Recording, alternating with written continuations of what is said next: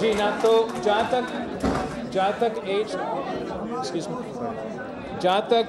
तक एज की, अगर खामोशी होगा तो ज़्यादा आसान होगा मेरे लिए अपना सवालों का जवाब देना।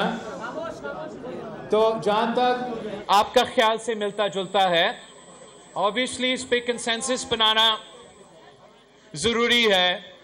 हर पार्टी का अपना अपना मौक़िफ़ है। एक्सक्यूज़ मी, चुप। अगर आप वकील नहीं हो तो please leave. This is the Sindh high court bar, it's not for ना। जब मेरा अपना पार्टी का मौक़िफ़ कुछ ऐसा है कि ख़ास तौर पे जो कॉन्स्टिट्यूशनल कोर्ट बनने जा रहा है उस पे ये एज का शर्त शायद मुतनाज़ा हो जाए, लेकिन जो PMLN उनका भी हक और दूसरी पार्टीज़ का हक है कि इनका तजवीज़ ये है कि हम ओवरऑल एज में इजाफा करें, और ये ना सिर्फ सुप्रीम कोर्ट के लिए हो, हाई कोर्ट के लिए हो, ये कॉन्स्टिट्यूशनल कोर्ट के लिए हो। हमारे जो जमात उलमा इस्लाम के दोस्त हैं, जब हम उनसे बात उस वक्त कर रहे थे तो उन्होंने ये तजवीज़ दी कि जो एज इस वक्त मौजूद है वैसे ही रहना चाहिए।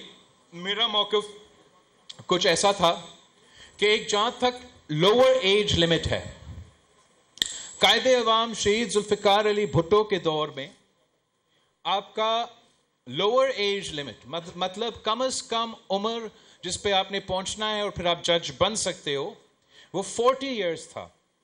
और जनरल ज़िया उल हक ने इसको 45 में तब्दील कर दिया। और मैं खुद जानता हूं कि कितने नौजवान हमारे वकला है चारों सूबे में, कितने काबिल है।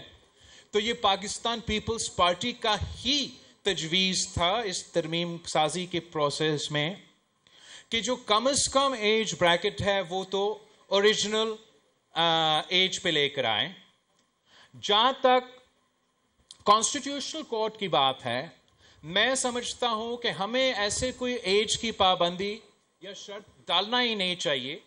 इसलिए अगर मैं किसी एक एज का जिक्र करूँगा भी सही, तो कोई एक ग्रुप मुझ पे ये इल्ज़ाम लगाएगा कि मैं किसी का हामी या मैं किसी के खिलाफ।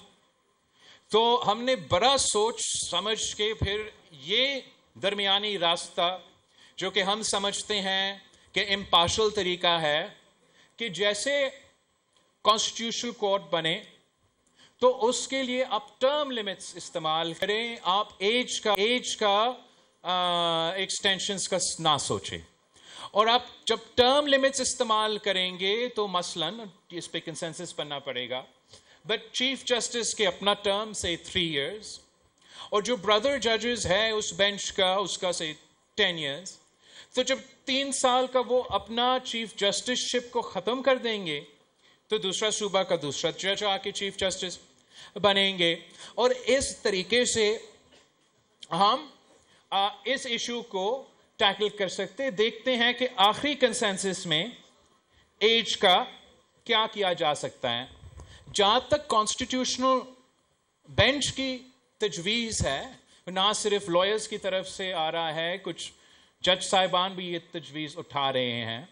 और अगर मैं समझता कि इस बेंच के थ्रू मैं पाकिस्तान के अवाम को इंसाफ जल्दी और फौरी दिलवा सकता तो मैं उसका सबसे ज़्यादा हमायती होता। मगर जैसे मैंने अभी आपको बताया कि जो मौजूदा बेंचेस हैं, चाहे वो हमारा सिंध हाई कोर्ट का हो, चाहे वो हमारा लॉ हाई कोर्ट का हो, मुख्तलिफ जुडिशरी से, वो अपने पूरा अपना जो मौजूदा स्ट्रेंथ है उसको नहीं मुकम्मल कर सकते हैं। कहां से टाइम मिलेगा नया बेंच को, नया केसेस, नया सिस्टम? जिस फंडामेंटल रिफॉर्म और उस तरीके से अगर हम नया बेंच भी बना देते हैं तो मैं चारों सूबों को कैसे इक्वल रिप्रेजेंटेशन दिलवाऊंगा? मेरा ख्याल में एक नया बेंच एक नया कंफ्यूजन शुरू कर देगा। और हमने जो आज के हालात के मुताबिक नहीं, मगर जो हमने 2006 में तय किया और जो मेरा 2024 के मंशूर तक का हिस्सा है, हम उस प्रपोजल को कॉन्स्टिट्यूशनल कोर्ट्स की सूरत में आगे लेके जाएंगे। जो आपने एड हॉक जजेस की बात की یہ ایک اور ثبوت ہے کہ ہمارا جوڈیشل نظام ٹوٹا پھوٹا ہے. اب یہ مذاق دیکھے, آنریبل ججز نے پورا ججز کا اپوائنٹمنٹ کا اختیار اپنے پاس رکھ لیا اور وہ بھی کام نہیں کر سکتے. مطلب انہوں نے کہا کہ ہم نے ہی یہ کام کرنا ہے اور کرنا بھی نہیں. اب ہم نے بہت سی تماشے اس کی وجہ سے دیکھے. اگر یہ اپوائنٹمنٹ والا پروسیس متنازع ہوگا تو میرا خیال میں اس سے زیادہ تو متنازع نہیں ہوگا کہ ہمارا اپنا سندھ ہائی کورٹ کا سب سے سینئر جج یہاں بیٹھا رہا. یاد ہے آپ کو نا, بیٹھا رہا اور کہا گیا کہ وہ اہل ہی نہیں ہے کہ وہ آئی سپریم کورٹ آف پاکستان سے اپنا ہی بردر ججز. تو جب وہ اپنا میرٹ, آپ ان کا میرٹ کا مطلب نکالے. یہی وجہ ہے کہ مجھے چاہیے کانسٹیٹیوشنل کورٹ, مجھے چاہیے کانسٹیٹیوشنل کورٹ برابر کے اسٹرینتھ پہ. بس سبسکرائب کریں اور بیل دبائیں تاکہ کوئی خبر رہ نہ جائے.